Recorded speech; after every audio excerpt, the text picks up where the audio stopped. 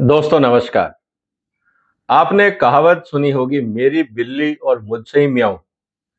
मतलब आप मेरे टुकड़ों पे पल रहे हो और मुझे ही ज्ञान दे रहे हो कि मुझे क्या करना है और कैसे करना है।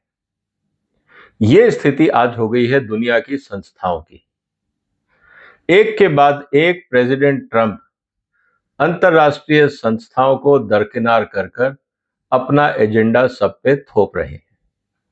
बहुत सारे लोगों को लग रहा होगा कि शायद वो ईरान के खिलाफ हैं, कहीं और हैं, चाइना के खिलाफ हैं, शायद इसमें हमारा भला है। लेकिन दोस्तों, चाहे सिस्टम कैसा भी हो, आप सिस्टम को सुधार सकते हो। लेकिन अगर एक इरेटिक बिहेवियर आ जाता है, कोई व्यक्ति, कोई भी ताकतवर व्यक्ति मनमर्जी करने लगता है, तो आप कितने भी अच्छे दोस्त हों, आपको सतर्क हो जाना चाहिए। क्योंकि पता नहीं कब उसका मूड बिगड़े और कब वो आपसे बदला ले ले। ट्रंप और एलन मस्क की दोस्ती का नजारा हम देख चुके हैं, जबकि उसने इतना पैसा दिया था कि ट्रंप साहब सत्ता में आ गए, उसके बाद भी उसको दरकिनार कर दिया गया। तो ये है राजनीति, ये होती है परिस्थितियां और ये होती है स्वार्थ की राजनीति। इसीलिए अगर आप कभी भी ये सोचें कि मेरा एक व्यक्ति बहुत अच्छा दोस्त है, पावरफुल है, पोजीशन पे बैठा है, शायद मेरे काम आएगा, संभल के रहिएगा। खैर, आज हम जो चर्चा करने वाले हैं दोस्तों, वो इस बात की कि जितनी भी अंतर्राष्ट्रीय संस्थाएं हैं, एक एक करके ट्रंप साहब उनको रास्ते से क्यों हटा रहे हैं। अमेरिका की भागीदारी या तो कम कर रहे हैं या अमेरिका को उन संस्थाओं से हटा रहे हैं। ये जो प्रवृत्ति है, ये बड़ी खतरनाक है। इसी पे आज हम चर्चा करेंगे। सबसे इंपॉर्टेंट बात है कि ट्रंप साहब ऐसा कर क्यों रहे हैं। कारण बहुत सिंपल है। जब उन्होंने चुनाव के लिए अपना कैंपेन शुरू किया था, तो उसमें उन्होंने कहा था, मेक अमेरिका ग्रेट अगेन। उनको और किसी से मतलब नहीं है। उनको एक ही चीज से मतलब है, अमेरिका फर्स्ट। और जो अमेरिका का वहां वोटर है, वो ट्रंप को हर बार जिताए, उनकी पार्टी को जिताए, उनका यही एजेंडा है। और इसीलिए अगर आप अमेरिकन कैंपेन को डिटेल में एनालिसिस करेंगे, तो आपको समझ में आएगा कि किस तरह से इस बार अमेरिका में राजनीति हुई। वहां पे भी डिवाइड एंड रूल की राजनीति हुई। वहां पे भी इस बार कास्ट के ऊपर वोट पड़े। अब अमेरिकन में कास्ट क्या है? White versus rest. कि जो विदेशी आ रहे हैं, वो आपकी नौकरी खा रहे हैं, हम उन सबको बाहर निकालेंगे। तो जितने लोकल व्हाइट्स थे, उन्होंने ट्रंप का साथ दिया। तो वहां पे भी राजनीति है, वहां पे भी कास्टिज्म है, वहां पे भी रिजर्वेशन की तरह के कई इश्यूज हैं, जिसको हमें समझना होगा। खैर, वो मुद्दा कभी और हम चर्चा में करेंगे। आज हम बात कर रहे हैं अंतर्राष्ट्रीय संस्थाओं की। तो सबसे पहली बात तो यह है कि आज अगर वो यूएन की बात करते हैं या किसी भी संस्था की बात करते हैं, उनको ये लगता है कि ये यूएन वगैरह होते कौन है बताने के लिए कि अमेरिका को किस कानून से चलना है। अमेरिका अपना निर्णय खुद करेगा। हम यूएन के कंसेंसस का या किसी और अंतर्राष्ट्रीय संस्थाओं की कंसेंसस का या सहमति का इंतजार नहीं करेंगे। इसीलिए उन्होंने साफ कह दिया कि जहां पे यूएस इंटरेस्ट सामने आएगा, मैं आपकी बात नहीं सुनूंगा। और अगर आपको लगता है कि हम गलत कर रहे हैं, बहुत अच्छी बात है, हम उस संस्था से, उस ट्रीटी से ही बाहर निकल जाएंगे। अब आपको सोचना है आपको क्या करना है। यह धमकी है प्रेसिडेंट ट्रंप की पूरी संस्थाओं को लेकर। अब सबसे इंपॉर्टेंट बात आती है कि जितनी भी ये संस्थाएं हैं, सबके लिए पैसा चाहिए। वहां खूब पैसा वेस्ट होता है। मैंने बहुत क्लोजली देखा यूएन में कितना पैसा वेस्ट होता है, अंतर्राष्ट्रीय मीटिंग्स में कितना पैसा वेस्ट होता है, इनकी स्पॉन्सरशिप में और मस्ती में कितना होता है, जिस तरह की लग्जरी होती है। ये सब पैसा कौन देता है? ये सब एड के नाम पे, ग्रांट के नाम पे बहुत पैसा वेस्ट किया जाता है। तो यूएस का ये कहना है कि भाई साहब, ये सारा खर्चा तो हम कर रहे हैं, आप लोग तो कंट्रीब्यूट कर नहीं रहे। यूएन को चलाने का 75% खर्चा अमेरिका देता था। और यूएन के जितने मेंबर थे, 163-65 जितने भी हैं, उसमें से एक वोट अमेरिका का है। तो एक वोट के लिए हम 75% खर्चा देंगे? ये तो बात जमी नहीं। तो इसीलिए प्रेसिडेंट ट्रंप का ये कहना है कि हमें यूएन में कोई इंटरेस्ट नहीं है, क्योंकि वो बार बार हमारे ऊपर ही आरोप लगाते हैं कि हमने ये गलत किया, वो सही किया, और हमसे ही पैसा लेते हैं। इसीलिए मैंने कहा था कि मेरी बिल्ली मुझसे ही म्याऊं, इसको समझना होगा। इसके अलावा प्रेसिडेंट ट्रंप का ये कहना है कि देखिए, मैं सबको अमेरिका में आके खुली आज़ादी नहीं दे सकता। किस कंट्री से अमेरिका का क्या संबंध है, ये हम बायलैटरल लेवल पे डिस्कस करेंगे। चाइना के साथ हमको क्या करना है वो हम आमने-सामने बैठेंगे, हमें डब्ल्यूटीओ नहीं चाहिए। रशिया के साथ क्या बात करनी है वो हम करेंगे। यूक्रेन से क्या करना है, इंडिया से क्या करना है, यूरोप से क्या करना है, जिस देश को अमेरिका से व्यापार करना है वो वन टू वन आए और बात करे। ये डब्ल्यूटीओ का तमाशा हमको नहीं चाहिए कि सबके लिए बराबर होगा। सबके लिए कैसे बराबर हो सकता है? आप अपने देश में कैसे काम कर रहे हो, उसका मेरे देश में क्या असर हो रहा है। जब मेरे को वो पसंद नहीं है, जस्ट बिकॉज डब्ल्यूटीओ में कोई प्रावधान है इसलिए मुझे वो मानना पड़ेगा, मैं इस बात को नहीं मानता। ये ट्रंप साहब का कहना है। तो हमें आपके मल्टीलेटरल अरेंजमेंट्स में कोई इंटरेस्ट नहीं है। हमें जो करना होगा वो हम वन टू वन करेंगे।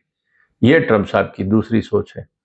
तीसरा, अब जैसा मैंने आपको कहा कि ट्रंप साहब अब बहुत बड़ी पॉपुलिस्ट एजेंडा से अमेरिका के राष्ट्रपति बने हैं।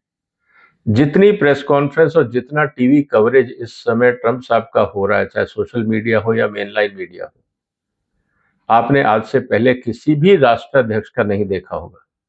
रोज वो प्रेस को एड्रेस करते हैं, रोज वर्चुअली एक हिसाब से रैली होती है, अपनी ऑडियंस को करते हैं, अंतर्राष्ट्रीय फोरम को करते हैं। उनको सब पता है कि कैसे ये खेल खेला जाना है। इसीलिए वो पूरी तरह से राजनीतिक रंग में हर समय रंगे रहते हैं। और दूसरा, नेशनलिस्टिक पॉलिटिक्स जो उनकी है कि भाई अमेरिका फर्स्ट, बाकी हम तभी इनवाइट करेंगे जब वो अमेरिका के हित में होगा। ये अप्रोच भी चल रही है, चाहे वो जॉब्स का मामला हो, चाहे बॉर्डर्स का मामला हो, चाहे और किसी तरह की संस्थाएं हो, ह्यूमन राइट्स का मामला हो, बैंकिंग सिस्टम का मामला हो, डॉलर से संबंधित बात हो, टेक्नोलॉजी ट्रांसफर की बात हो, हर चीज में nationalist approach, America first approach है। इसीलिए बहुत सारी मल्टीलेटरल एजेंसीज के मैंडेट के अगेंस्ट ये जा रहा है। इसके अलावा उनको ये बात बहुत क्लियर लग रही है कि जितना भी ये गैंग है इंटरनेशनल लेवल पे ग्लोबल एलिट्स का, इन्होंने अमेरिका का दोहन किया है। यूरोपियंस ने, एशियंस ने, चाइनीज ने, रशियंस ने, ऑस्ट्रेलियन ने, हर व्यक्ति ने अमेरिका का दोहन किया है, यहाँ पे माल बेचा है, खूब कमाया है और हमें घाटे में लाके खड़ा कर दिया। उनके दिमाग में ये बात पूरी तरह से बैठी हुई है कि हम लोगों को एक्सप्लॉइट किया गया है।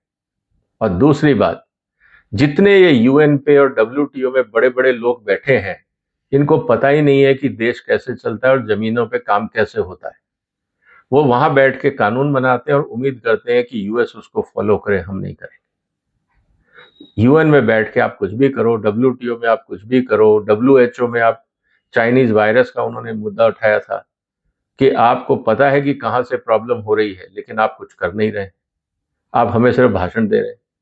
ये स्थिति में प्रेसिडेंट ट्रंप ने कहा कि जो ग्लोबल एलीट है, जो अपने अपने मथाधीश बन गए हैं, मठाधीश बन चुके हैं, हम इनकी बात नहीं मानेंगे। हम या तो इनका पैसा बंद कर रहे हैं या हम उनमें से बाहर आ रहे हैं। और इस पे उन्होंने कार्रवाई भी करी। अब इंपॉर्टेंट डिसीजन क्या हुए उसको जरा समझ लेते हैं। जैसे उन्होंने डब्ल्यूएचओ से अपने आप को बाहर निकाला। कोविड-19 के मुद्दे पर उन्होंने साफ साफ कहा था पिछली बार में कि भाई ये कोविड-19 जो प्रॉब्लम है ये चाइना की देन है, आप इस पे कार्रवाई करिए, चाइना के साथ कार्रवाई करिए। डब्ल्यूएचओ ने नहीं किया। उन्होंने कहा ठीक है, आपको नहीं करना, आप चाइना के हाथों बिक चुके हैं, बहुत अच्छी बात है, हम आपको फंड नहीं देंगे। और उन्होंने कहा हम डब्ल्यूएचओ से हम वापस निकल जाते हैं। तो $400 मिलियन जो अमेरिका हर साल देता था, हम नहीं देंगे आपको, और हम आपकी कमेटीज में भी नहीं आ रहे हैं। आपको जो करना आप करिए, हमारा आपसे कोई लेना देना नहीं। क्योंकि सबसे इंपॉर्टेंट बात है कि चाइना को आपने अकाउंटेबल नहीं बनाया, पूरी दुनिया ने भुगता, अब हमें आपसे कोई लेना देना नहीं। तो उन्होंने डब्ल्यूएचओ से अपने आप को निकाला। फिर बात आई क्लाइमेट चेंज को लेकर, पेरिस क्लाइमेट एग्रीमेंट की बात आई। उन्होंने कहा देखिए, ग्लोबल वार्मिंग की जो आप कर रहे हो सब ठीक है, लेकिन ये अमेरिका के हितों में नहीं है। अमेरिका में जॉब्स इससे खत्म हो रहे हैं, क्योंकि पॉल्यूशन के नाम पे आप जो कंपनियों पे रिस्ट्रिक्शंस लगा रहे हो या उनको बंद कर रहे हो, इससे हमारे यहाँ पे अनएम्प्लॉयमेंट हो रहा है। तो हमें आपका पेरिस क्लाइमेट एग्रीमेंट नहीं पसंद है, हम बाहर आते हैं। तो वो अपने आप उससे भी बाहर आ गए। फिर रही बात डब्ल्यूटीओ की। डब्ल्यूटीओ में एक कोर्ट होता है एपेलेट कोर्ट, कि अगर दो देशों के बीच में डिस्प्यूट होता है तो आप वहां जाके शिकायत कर सकते हैं। फैक्ट्स को देखकर वो एपेलेट कोर्ट आपको इजाजत देता है कि आपका जो मुद्दा है वो सही है या गलत है, और रिटेलिएशन में आपको परमिशन दी जाती है कि आप सामने वाले देश के खिलाफ इतना एडिशनल टैरिफ लगा लीजिए ताकि जो आपका नुकसान हुआ है वो आपकी रिकवरी हो जाए। अमेरिका के खिलाफ जब डब्ल्यूटीओ के कुछ नोटिफिकेशन हुए तो उन्होंने कहा कि ये जो एपेलेट अथॉरिटी है ये एंटी अमेरिका लॉबी है। उन्होंने वहां पे जो जजेस अपॉइंट होते हैं, 5 जजेस होते हैं, उनका 2022 के बाद अपॉइंटमेंट ही नहीं हुआ है। तो जो एपेलेट बॉडी है वो इस समय खाली है। करीब उनके जितने इंपॉर्टेंट 3 जो इंपॉर्टेंट जजेस होने चाहिए डिस्प्यूट सुनने के लिए, उन्होंने अपॉइंटमेंट ही नहीं होने दी। तो 2019 के बाद से डिस्प्यूट रेजोल्यूशन की जो बॉडी है वो ऑलमोस्ट डिफंक्ट हो गई है। तो डब्ल्यूटीओ अगर आप मान भी रहे हो, कानून भी मान रहे हो, और कोई देश आपके खिलाफ कार्रवाई कर रहा है, आपको शिकायत करनी है, तो आप डब्ल्यूटीओ के एपेलेट अथॉरिटी में जाओगे। वहां पे कोई अधिकारी है ही नहीं, कोई जज बैठा ही नहीं है, तो आपकी सुनवाई कौन करेगा। तो डब्ल्यूटीओ को भी टेक्निकली डिफेक्ट कर दिया है, और आज तक 2017 से लेकर 20 तक जो करीब 20 अपॉइंटमेंट होने थे डब्ल्यूटीओ के अंदर, उन सबको ट्रंप एडमिनिस्ट्रेशन ने या यूएस एडमिनिस्ट्रेशन ने रिस्ट्रिक्ट कर दिया है, बैन कर दिया है कि हम कोऑपरेट नहीं करेंगे, हम परमिशन नहीं देते, क्योंकि उसका चलाने का खर्चा भी काफी हद तक अमेरिका देता है। अब इनके काफी अच्छे दोस्त हैं जिसकी हम बात करते हैं, नेटो। इसको लेके जो यूक्रेन के मुद्दे पर काफी बड़ा गहमा गहमी हुई कि भाई नेटो जो है वो तो अमेरिका का दोस्त होना चाहिए। उन्होंने कहा नहीं, आपकी सुरक्षा की गारंटी हम नहीं लेंगे, आप लोग अपना बजट अपनी मस्ती में लगाते हो, अपना डेवलपमेंट में, अपने वेलफेयर स्कीम में, और तुम्हारी सुरक्षा का खर्चा अमेरिका उठाए, ये कौन सा तरीका है। तो उन्होंने नेटो को ये कह दिया कि भैया आप अपनी जिम्मेवारी खुद ले लें, सारा खर्चा उठाएं, नहीं तो हम नेटो से विड्रॉ कर रहे हैं, हथियार आप अपने खरीदो, बेचो, लगाओ, आप रशिया से लड़ो, चाइना से लड़ो, जो मर्जी करना है करो, हम बाहर आ रहे हैं। कंडीशन उन्होंने लिखी कि हर NATO member country 2% of your GDP defence पे कम से कम लगाएगा, और अब वो बढ़ा के 5% करने के एजेंडा पे है। इसका मतलब ये है कि जितने भी नेटो मेंबर कंट्रीज हैं, आप अपनी सुरक्षा पे खर्चा नहीं कर रहे, अमेरिका के भरोसे बैठे हो, हम नेटो से निकल जाएंगे। तो लोगों को मजबूर होना पड़ा। आपको ये जान के ताज्जुब होगा कि 2017 से पहले सिर्फ 5 नेटो मेंबर ऐसे थे 29 में से, सिर्फ 5 29 में से, जो 2% से ज्यादा अपने डिफेंस पे खर्चा करते थे। इसका मतलब यह है कि बाकियों का खर्चा करीब, अगर मैं ये कहूं कि 24 देशों का खर्चा अमेरिका उठाता था। इसीलिए ट्रंप साहब चिड़े हुए थे नेटो से। अब जब उन्होंने डंडा किया है तो अब कम से कम 10 मेंबर ऐसे हैं जो अपना 2% खर्चा कर रहे हैं, और अब धीरे धीरे उनकी कोशिश ये है कि आप इसको और बढ़ाइए, और बाकी स्टेट्स को भी कहा है कि आप जो कंप्लाई नहीं कर रहे हो आप उसको करें। तो धीरे धीरे उन्होंने कहा कि आप नेटो का खर्चा खुद उठाइए और खुद बाहर होने लगे। इसके अलावा यूएन की जितनी एजेंसीज हैं, चाहे वो रिलीफ डेवलपमेंट हो, जैसे आपने देखा यूएनआरडब्ल्यूए, ये गाजा में सप्लाई करती थी रिलीफ मटेरियल को, उन्होंने कहा हम उसको पैसा नहीं देंगे, आतंकवादियों को पैसा दे रहे हैं, पैलेस्टाइन रेफ्यूजी से हमें कोई मतलब नहीं है, इन्होंने हमास को शरण दे रखी है, वो वहां से विड्रॉ हुए। ह्यूमन राइट काउंसिल जो बार बार क्रिटिसाइज करती थी, दुनिया में कहीं पे भी हत्या होती थी या अमेरिका की तरफ से बमबारी होती थी तो यूएन में इशू उठता था ह्यूमन राइट्स का, अमेरिका उससे भी बाहर हो गया। तो कुल मिला के जो $300 मिलियन अमेरिका अभी तक देता था यूएन को चलाने के लिए, उन्होंने $300 मिलियन की वो सपोर्ट भी बंद कर दी कि हम $300 मिलियन काट रहे हैं, आप अपनी दुकान खुद चलाइए। अब लेटेस्ट डेवलपमेंट क्या रहा? लेटेस्ट डेवलपमेंट आपको थोड़े समय पहले पता होगा कि G20 की मीटिंग हुई थी। वहां पे भी उन्होंने कहा कि ये सब जमावड़ा मुझे पसंद नहीं, इनडायरेक्टली। और G7 में तो बहुत बड़ा हंगामा ये हो गया कि आज ही जो G7 की मीटिंग कनाडा में चल रही है वो वहां से बाहर आ गए। और साथ ही साथ उन्होंने जब 2018 में G7 की मीटिंग हुई थी कनाडा के अंदर, उस समय भी उन्होंने ज्वाइंट डिक्लेरेशन में जो कनाडा के प्राइम मिनिस्टर थे उनके साथ जो टोडेव थे उनके साथ साइन करने से मना कर दिया था कि मैं इस आदमी के साथ ज्वाइंट डिक्लेरेशन में साइन नहीं करूंगा। और इस बार भी वो ज्वाइंट डिक्लेरेशन साइन होने से पहले ही वापस अमेरिका आ गए, मीटिंग को आधे में छोड़ के।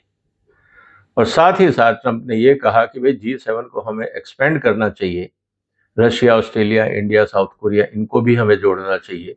अभी उनकी बात पूरी तरह से मानी नहीं गई, तो ये भी कहीं ना कहीं उनको प्रॉब्लम है, क्योंकि उनको लगता है कि ये जो G7 है आउटडेटेड हो गया है और ये ढंग से पूरी दुनिया को रिप्रेजेंट नहीं करता है, और हम इस बात में बैठ के क्या करेंगे। तो ये मुद्दे हैं दोस्तों।